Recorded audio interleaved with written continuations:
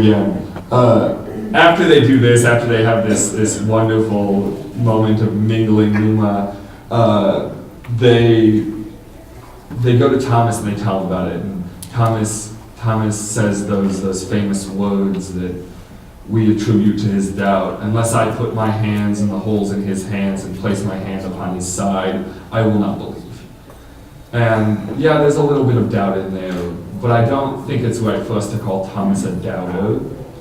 I think to be a doubter is to be totally characterized by your non-belief or your skepticism. Thomas has doubt, yes, but to have doubt is human. And really, he's just asking for what all the disciples have already received.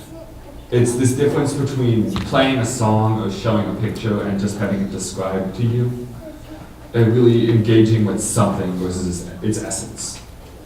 It's really a great thing to pursue. Speaking of pursuit, I want you to listen to what Thomas says in John chapter 11 on the way to Lazarus and the city and the dangers that await them. So it says in John chapter 11, Thomas, who was called the twin, said to his fellow disciples, "Let us also go, that we may die with him." Now, I don't think that sounds like a man who's characterized by his skepticism. I think it's actually pretty intense. And I think another thing that's pretty intense is Thomas's desire to place his hands in open wounds as proof. Maybe we should start calling him Intense Thomas. And why is he so intense? I think it's because he saw Jesus do these amazing things, like raise Lazarus from the dead. So, to Thomas, Jesus was the physician. And who heals the physician when he ails? Who raises the man who raises the dead? And really, despite all of this uncertainty, Thomas gets what he needs. And he doesn't just get what he needs. He holds this really special place in the Gospel of John, where he gets to answer this mystery that John establishes for us in the first chapter. And some of you are remembering what the first chapter of John sounds like and going, where's the mystery there? And I'd like to remind you that John was written for second and third generation Christians who were reading this more like a book than as a part of a collection. And so if we read it like a book, listen to the first chapter of John, this little excerpt, with that intent. In the beginning, the Word was with God, and the Word was God. And the Word became flesh and lived among us. And now we're left wondering if this Word might just maybe be this Jesus guy that the book has been following for 20 chapters now. But we don't know. We're not sure. Until the very moment when Thomas touches Jesus and says, he not just says, but exclaims, shouts, "My Lord and my God!" He's not just Thomas's Lord, his master, but God, Word made flesh. Then Jesus responds, not for us, but for John, or not for Thomas, but for John's audience, probably, that blessed are you believe because you have seen. Blessed are those who have not seen and yet believe. And we're John's audience too. We're later generation Christians who don't have this gift of seeing. So blessed are you who have not seen and yet have come to believe. And maybe you're feeling a little doubtful. Like I said, that's okay. That's very human. Thomas has another nickname in the Bible. He's Thomas the Twin, Didymus Thomas. But we've never heard of the other twin. We don't hear anything about it, and I think that's because we're the twin. We are the twin to Thomas. Just like Thomas, we're allowed to have doubts. Just like Thomas, we might need some help. And I talked about the needs of the other believers in the Easter story. Taste, touch, blessed word. What do you need? What's your taste? Your touch? Mine was community. I went to parochial school, all through middle school, from a very young age. While I was there, I was bullied very heavily, mostly for my disability. It was hard. I was angry, I was self-harming. And then I went to public high school, and all of that had stopped. It was a wonderful moment of relief. I didn't have an oppressor anymore, but because of that, I didn't know how to separate my faith from my attacker.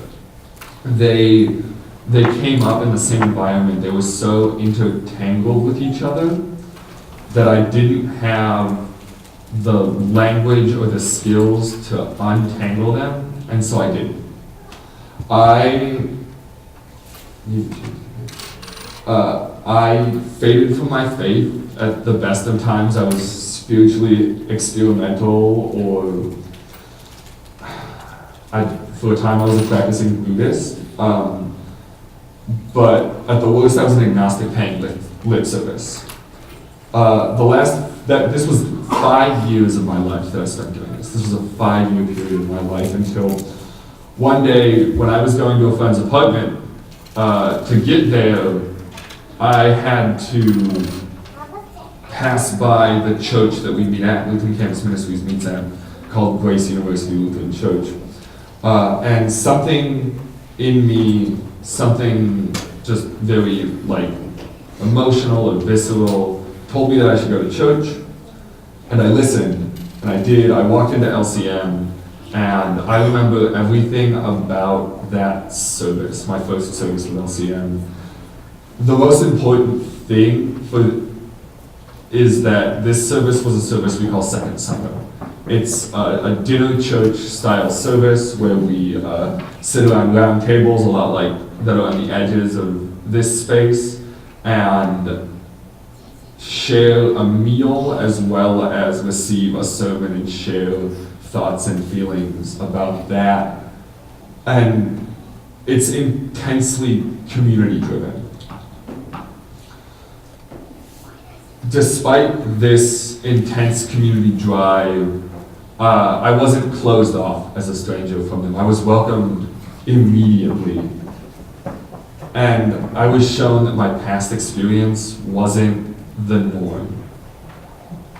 I also, at that time, found one of the most loving and caring communities that I've ever known. Since then, I've fallen headfirst back into my faith and into LCM in general.